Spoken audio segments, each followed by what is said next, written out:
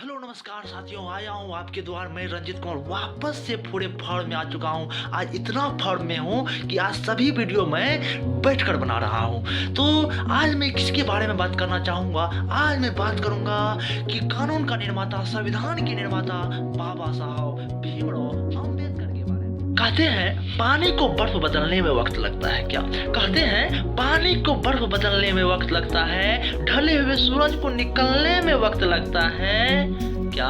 पानी को बर्फ बदलने में वक्त लगता है, ढले हुए सूरज को निकलने में वक्त लगता है। थोड़ा सा धीरज रख, थोड़ा सा हिम्मत कर, थोड़ा सा जोर लगाता रह, क्योंकि क्योंकि क्योंकि जंग लगे दरवाजे को खुलने में भी वक्त लगता है क्या? जंग लगे दरवाजे को खुलने में भी वक्त लगता है। नमस्कार साथियों, आज चलिए शुरू करते हैं कि बाबा साहब भीमराव अम्बेडकर का जीवन परिचय। बाबा साहब भीमराव अम्बेडकर का जन्म 14 अप्रैल 1891 ईस्वी में महू मध्य प्रदेश में एक दलित परिवार में होते हैं। इनके पिता हमारे रामजी सकपाल एवं इनके माता भीमाबाई एक दलित परिवार में पैदा एक जन्मा बालक पढ़ाई करने का सोचता है, लेकिन इनके पिता की दरिद्र स्थिति होने के कारण, निर्धन स्थिति होने के कारण इसे इनके पिता यानी कि बाबा साहब भीमराव अम्बेडकर के पिता चाहते हुए भी नहीं स्कूल में दाखिल करवा सकते थे। लेकिन बहुत सारे परिश्रम करने के बाद, किसी से उधार लेने के तत्पश्चात बाबा साहब भीमराव अम्बेडकर को एक स्कूल में एडमिशन करवा देते हैं। स्कूल में एडमिशन करवाने के तत्पश्चात सोच सकते हो कि बाबा साहब भीमराव अम्बेडकर के पिता तो एडमिशन करा देते हैं, लेकिन पैसा तो दे दिया एडमिशन कराने का, लेकिन बाबा साहब भीमराव अम्बेडकर को क्लास में पढ़ने देते तब तो यानी कि एडमिशन करा दिए। लेकिन बाबा साहब भीमराव अम्बेडकर को यानी कि बचपन में एक बालक उसको रूम में नहीं पढ़ने दिया भाई, रूम से बाहर कहा कि चलो तुम महार जाति का लड़का हो, इसलिए तुम रूम से बाहर जाकर पढ़ाई करोगे, क्योंकि तुम्हारा सिर्फ यही बुराई है कि तुम महार जाति का लड़का हो। यदि हम सभी भाई बंधुओं के साथ ऐसा होता तो हमें पूर्ण विश्वास है कि हम सभी भाई बंधु अवश्य पढ़ाई छोड़ देते।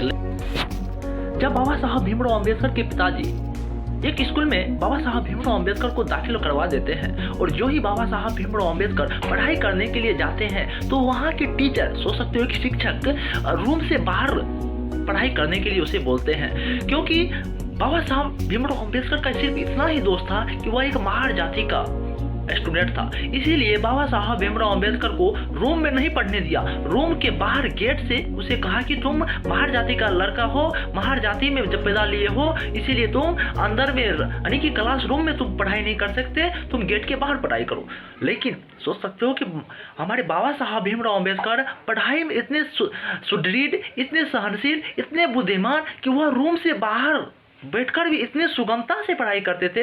एक बार क्या हुआ कि बाबा साहब भीमराव अम्बेडकर को परीक्षण करने के लिए एक गुरुजी ने उसे बोर्ड पर बुलाया, और एक सवाल था, तो बाबा साहब भीमराव अम्बेडकर को बुलाया, ए बच्चे इधर आ। कि जैसे ही हमारे बाबा साहब भीमराव अम्बेडकर ने क्या किया, बोर्ड पर गया, सभी बालक ने भागना शुरू कर दिया। भागना इसीलिए शुरू कर दिया कि क्योंकि बाबा साहब भीमराव अम्बेडकर एक महार जाति का लड़का था। यदि उनका परछाई भी किसी स्टूडेंट पर पढ़ता तो वह अपवित्र हो जाता, जिसके कारण सभी स्टूडेंट्स मतलब रूम से भागना शुरू कर दिया। एक बार क्या हुआ, एक बार की बात है, जब बाबा साहब भीमराव अम्बेडकर कहीं एक स्टेशन से दूसरे स्टेशन जा रहे थे, तो उसे ट्रेन नहीं मिला, तो क्या किया कि एक बैलगाड़ी पर उन्होंने ज्यों ही बैठा, और बैलगाड़ी चालक ने क्या किया, उसको बैठाया, लेकिन पता चला बीच रास्ते में पता चला कि बाबा साहब भीमराव अम्बेडकर जो है एक महार जाति का बंदा है। तो बीच में जैसे ही हमारे उस बैलगाड़ी वाले चालक को पता चला कि ये महार जाति का बंदा है, उसको बीच रास्ते में उतार दिया। मुश्किलों से, कहते हैं मुश्किलों से भाग जाना आसान होता है क्या?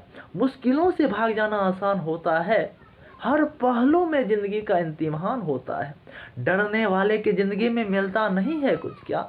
डरने वाले की जिंदगी में मिलता नहीं है कुछ, लड़ने वाले की जिंदगी में जहान होता है, जहान होता है। इसी पर कहते हैं न थके पैर कभी न कभी हिम्मत हारी है क्या? न थके पैर कभी न कभी हिम्मत हारी है, हौसला है कुछ कर दिखाने का, हौसला है कुछ कर दिखाने का, अभी अभी तो सफ़र जारी की है, अभी अभी तो सफ़र जारी की है। तो इसी प्रकार से बाबा साहब भीमराव अंबेडकर अपने जीवन में बेहतरीन काम किए। और बाबा साहब भीमराव अंबेडकर ऐसे ही नहीं सुदृढ़ व्यक्ति कहलाते थे। कहा जाता है कि बाबा साहब भीमराव अंबेडकर अपने यानी कि 24 घंटा में मात्र 3 घंटे ही सोते थे। सोच सकते हो कि 2 बजे वो बाबा साहब भीमराव अंबेडकर रात को सोते थे और 5 बजे जग जाते थे। और इतना पढ़ाई में लगनशील, इतना पढ़ाई में लगनशील, इनके पढ़ाई को हमारे एक सयाजी महाराज थे जो कि समझ चुके थे। उन्होंने वो समझ चुके थे कि ये हमारे बाबा साहब भीमराव अंबेडकर एक ऐसे व्यक्ति हैं कि यदि इसको अच्छे से पढ़ने दिया जाए तो ये अपने देश के प्रति कुछ कर सकता था, ये कुछ कर सकता है। तो इसी प्रकार हमारे सयाजी महाराज ने इसे स्कॉलरशिप दिए और स्कॉलरशिप देकर इसे लंदन, इंग्लैंड, अमेरिका अनेक जगह जाकर ये पढ़ाई किए और बहुत सारे पढ़ाई करके, बहुत सारे थियोलॉजी का पढ़ाई करके, बहुत सारे राजनीतिक चीज़ों के बारे में गहन अध्ययन करके अपने देश लौटा। और ये जो बाबा साहब भीमराव अंबेडकर है ना, ये किसी का भला थोड़ी ही भूल सकते हैं। ये जो हमारे सयाजी महाराज ने जो इसे स्कॉलरशिप के रूप में जो पढ़ाई करने का जो मौका दिया था, तब पुनः हमारे सयाजी महाराज कि यहाँ हमारे ये बाबा साहब भीमराव अंबेडकर आते हैं और कहते हैं, गुरुजी ये आपने जो स्कॉलरशिप के रूप में जो हमें पढ़ने का मौका दिया, मैं पूरे गहन अध्ययन करके आपके पास आया हूँ, आप मुझे कोई काम दें, मैं आपका सेवक बनना चाहता हूँ। तो क्या हुआ कि बाबा साहब भीमराव अंबेडकर को एक सेक्रेटरी के पद पर हमारे सयाजी महाराज ने इसे नौकरी दिया। उस समय में ये सेक्रेटरी का जो उच्च हुआ करते थे, जिस प्रकार से आज यूपीएससी का एग्जाम है ना, आईएएस एफएएस जो बनते हैं, उस प्रकार से इसका नौकरी का ये चर्चा था। लेकिन क्या बाबा साहब भीमराव अंबेडकर भले ही ये सेक्रेटरी का पद पा लिया हो, लेकिन वहाँ के जो कर्मचारी थे इससे अच्छे से बर्ताव नहीं क्या करते थे। कहते थे कि तू सेक्रेटरी बन गया तो क्या, उच्च सेक्रेटरी बन गया तो क्या, तो तू महार जाति का बंदा है। इससे जितने भी इनके कर्मचारी हुआ करते थे, दूर से यानी कि दूर से ही वो मतलब फाइल को फेंक दिया करते थे। सोच सकते हो, मंजिल उन्हीं को मिलती है जिनके सपनों में जान होती है। पंखों से कुछ नहीं होता है मेरे दोस्त, पंखों से कुछ नहीं होता है मेरे दोस्त, जिनके सपनों में जहान होती है, जिनके सपनों में जहान होती है। इसी जब बाबा साहब भीमराव अंबेडकर की शादी हुई तो बाबा साहब भीमराव अंबेडकर को 5 संतानें हुए और 5 संतानें में से 4 संतानें की मृत्यु हो जाती है और हमारे 1 संतान ही बचते हैं। और थोड़े दिन के बाद बाबा साहब भीमराव अंबेडकर ने जो एक शादी की थी, इनके पत्नी का भी देहांत हो जाते हैं। इसी का पूर्ण विश्वास है कि आप सबों को ये वीडियो अच्छा से अच्छा लगा होगा। जय हिंद, मिलेंगे अगले वीडियो में। और आप सब जरूर बताइएगा कि आप सब किसके बारे में वीडियो चाहते हैं और किस रिलेटेड वीडियो चाहते हैं। जय हिंद, मिलेंगे अगले वीडियो में।